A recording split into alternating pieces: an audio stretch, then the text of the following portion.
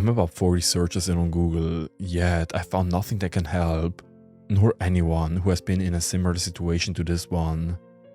Some examples of my searches are: how to stop door from spinning, stop door glitching in house, prevent door from leading anywhere except the room behind, how do I flip my door back from inside out, and then all of the above with Reddit suffixed. Other than nobody seeming to have a clue, the other glaring issue is that I can't find any consistent way to describe, well, whatever the hell my kitchen door is doing at any given time. The first time it behaved in an on-door-like manner was last Tuesday. I'd just gotten home from the store and was hauling inside a few grocery bags on the brink of splitting open. I kicked the front door closed behind me and turned right to head into the kitchen. The door was closed, so I had to stop awkwardly and twist it in the crook of my arm. With a gentle shove, the door opened slightly. When I went to push it further, my elbow clipped something and I tumbled in a tangle of limbs and groceries. Now, my sight is near perfect and I have no issues with depth perception. Yet, when I looked around, I saw nothing I could have caught my arm on. I groaned into one palm and rested the other on the door, feeling the cool wood grain beneath my fingers. But when I looked up, I saw my fingers splayed across thin air. My hand was resting on nothing, and yet some invisible force stood in its way that felt like my kitchen door. I pushed forward on instinct, and the door, the real door, moved in tandem. Somehow, some way, the physical presence of the door was around 30 degrees behind where I saw it. Now paradoxically familiar with the impossible situation, I gave it a firmer push. There was no impact when I saw the door hit the wall, and the bang that sounded half a second later startled me. I expected the door to bounce back, but it stuck to the wall as if coated in superglue. Upon closer inspection, I saw that the door was in the wall. Well, it wasn't really in the wall as much as it was on the wall. About 2 inches of the door's outer ledge lay flat on the wall without any depth. It was like that part of the door transformed into a partially painted mural that connected seamlessly with the real kitchen door. It stayed like that, stuck for the rest of the day, wouldn't budge an inch. It wasn't something I could just shake off either. It was noon, so I wasn't tired, and the midday sun ensured no tricks of the light were at play. Bizarre as it was, my thoughts were elsewhere. It was Friday and I planned to see my daughter Lila on the weekend, hopefully with little interaction with my ex-wife, Sadie. I couldn't forget about it, but shoved it aside nonetheless for more important thoughts. When I trudged into the kitchen on Saturday morning, the door was normal. While the kettle boiled, I landed on the counter with my hands pressed onto the sides of my face. I imagined making a goofy expression, one that would make Lila burst out laughing and smile at the thought. I poured a coffee, grabbed a banana from the fruit bowl and turned to head over to the living room. I'd heard nothing to indicate the kitchen door had closed, but there it sat with its dull white panels. I didn't remember closing it on the way in. Bear in mind, I'd only just gotten my coffee, yet to take a sip. The way the knob turned in my hand, however, couldn't be rationalized as morning brain. The wood grain spiraled around the handle in a psychedelic whirlpool, pulling the door surface into a twisting point behind the doorknob. Lovecraft was right in thinking that witnessing the unwitnessable cleaves at the fortitude of the mind. I mean, I'm not a rational fanatic as his protagonist tended to be, but the way the door warped and twisted in on itself over and over again would make anyone question their own fundamental beliefs. Inside turned outside, then became outside, and then neither all at once. I was awestruck and terrified in equal measure. I knew a door couldn't have ill will, nor pose any considerable threat, but when faced with such a violation of the expected, the brain kind of short-circuits. Some reflex in my body kicked my leg out in front of me, and shocked at the involuntary motion, I squeezed my eyelid shut. The sole of my slipper met resistance, which lessened, then disappeared entirely. When I opened my eyes, the door was back to normal, swung open into the hallway beyond. Other than being inverted, it was back to being a plain old door. Not entirely normal, but I could live with it if it meant no more of the morphing impossibility.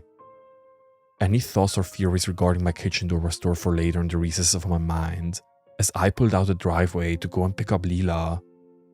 Sadie waited with her on the porch, and I could see her impatience from a mile away, arms crossed, dressing gown tied tightly around her waist. My brakes squealed before settling in park at the end of the driveway, at which point Sadie gave Leela a gentle nudge, setting her into a sprint toward my car. That grin she always had plastered on her face made everything else fall away, if only briefly.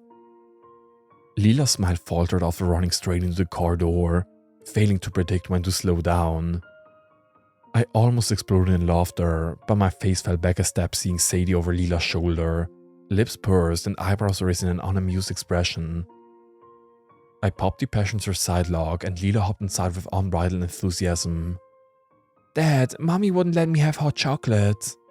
"Is that so?" I asked, leaning over to look past her and back to the porch.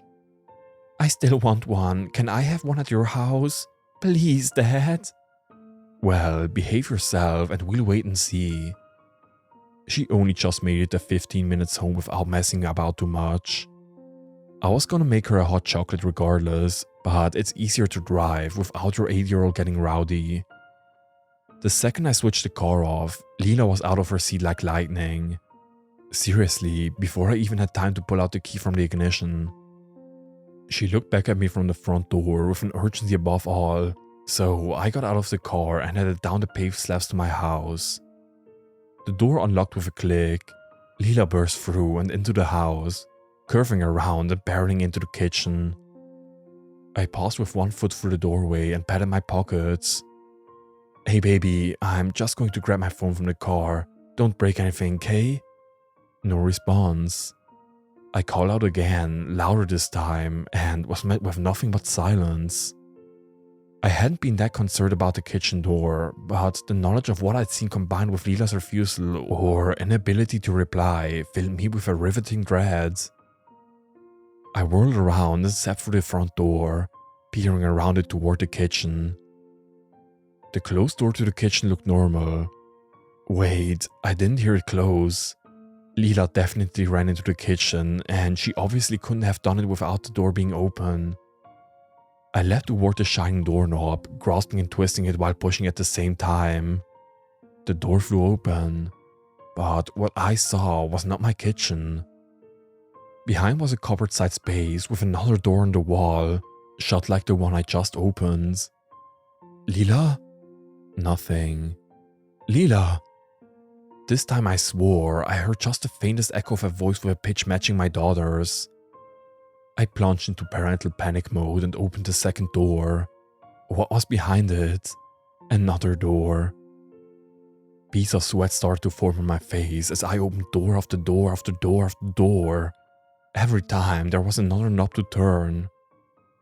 In my state of terrified frustration, I'd failed to look behind me after passing through the first door. And when this thought rose to the surface of my mind like a bloated and waterlogged corpse, I twisted my head over my shoulder to see a plain, deep blue wall matching the rest of the claustrophobic space. With no other choice, I pressed onward, flinging open every door in my way. The changes were so gradual as to imperceptible. However, after about 50 open doors I saw it. A deep, perfectly straight scratch mark in the door. At the time, it didn't really mean anything, but the further I went on, the more of these engravings appeared. First, they formed a pentagon, and then from each corner of the pentagon formed unfamiliar runic shapes. It's still on my kitchen door as I write this, so I drew a sketch so you can see for yourselves. I don't have the slightest inkling as to what it means or what language it's composed in, if it's indeed a language at all. All I know is that this symbol, this sigil, formed a connection from my kitchen door to somewhere else, somewhere outside. I threw my hands out to the wall, when behind what I found was the penultimate door stood Leela. She faced away from me, out through the final door which stood wide open, hanging on its hinges above a cosmic precipice. Vast silver beams reached down from the heavens, piercing an endless ocean of dark fog at depths far too great to ever comprehend, And above that ocean sat a ball of light so bright and dense it wrapped around the fabric of space around it, beaming with colors foreign to the reality I knew. Streams of the dark fog sprouted up in arcs, pulled and siphoned into the blinding glare of a million stars. Lila's small frame shivered against my own trembling body. As much as I wanted to whisk her up into my arms and run, my brain refused to make any rational decisions when faced with this unearthly place. I might have toppled straight into the expanse from all alone if it weren't for a harsh cracking noise sounding in close proximity. I clasped my hands on Lila's shoulders instinctively, drawing her back from the edge, and my rising gaze met with something that returned 100 more. A being that looked like it was made from polished slate stood on a chaotic lattice of dark eyes, frozen in nebulous wisps, indicating it was the same dark fog as beneath. The creature had a head resembling a pine cone, each glistening plate unfolded to reveal far too many eyes to be of use for any living thing. So fixated was I on its spiteful glare, I hadn't noticed dozens of plates peeling back from its body to unveil widening, fleshy limbs ending in 3 digits. In one it held a wild shard of black eyes, quivering in a way that betrayed trembling excitement. It dropped the shard and let out a piercing wail, so harsh it was as if a shotgun had just been fired right beside me. At its call, my attention was drawn to the shifting bodies behind it. All around, creatures I'd rather not recall in writing converged in a mass exodus toward the doorway where we stood. Hastily as they began, they stopped and looked up. The gargantuan metal beams groaned and slowly began to move. The beams had a bizarre, almost ornamental design to them, and as they moved and undulated among the webs of black eyes, I saw what they really were. Feathers. Gleaming, silver feathers fluttering in an absent breeze, and as they spread and lowered, their owner came into view. Concentric rings of light and shadow, shrinking toward a singularity where the feathers converged. The head was both bright like the stars, yet black like the void encompassing the very firmament. As it descended, the swarm of creatures rose in babbling, screeches and hisses and sounds I can't even begin to describe.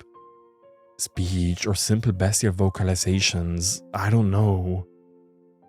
These things were terrified by whatever was descending from above, and it was this revelation that charged my body with adrenaline. I stepped in front of Lila and grabbed the doorknob, but the exposed muscle finger of the pinecone had wrapped around the door. For the first time, I heard words I could understand in a voice that sounded like wind howling down a chimney. Do not close that door. We have all been imprisoned here, beyond what is far too long. Let go! I screamed, tugging hysterically at the doorknob. You have seen Olokakenai, and it has seen you. You are both its prisoners now. But if you open this door, if you let us come with you... The creature was cut off as a vast, chromic feather whipped down from above, lodging its sharp spine into the creature's head and violently yanking it up into the heavens. I slammed the door shut with all my might, and when I turned around, we were inexplicably in my downstairs hallway. Lila was sitting on the floor, bawling her eyes out. I would have joined her, but the shock of it forbade any such emotional response. I sat down and pulled her close, shushing her with reassurances. She buried her face in my chest, and her muffled sobs sent a wave of pain through my heart. Daring a glance up the door, I saw the sigil remained, carved into the wood with straggling flakes of white paint hanging onto its edges. I tried to cheer up Lila, but after the initial shock wore off, it was replaced by catatonic dread. Sadie was furious when she arrived on Sunday evening, seeing the state that Lila was in. I tried to explain, Lila did too, but she wasn't having it, leaving me with only an icy glare in an empty house. I haven't set foot in the kitchen since. Call me a coward, I don't care. The shrieking clashes from behind the door, speaking of feathers that reach to eternity. I'd rather swing by the closest burger joint or eat straight out of the grocery bag every day than ever touch that doorknob. I swear, I'm not a bad person. Though it might be a good idea to call someone up for a door replacement. Some local handyman. I just hope they don't find it too weird when I watch them through the window, waiting in morbid trepidation for the moment they try the door, and see what's on the other side. I hope to see just my plain old kitchen, but if not, maybe Olokakena is better with faces.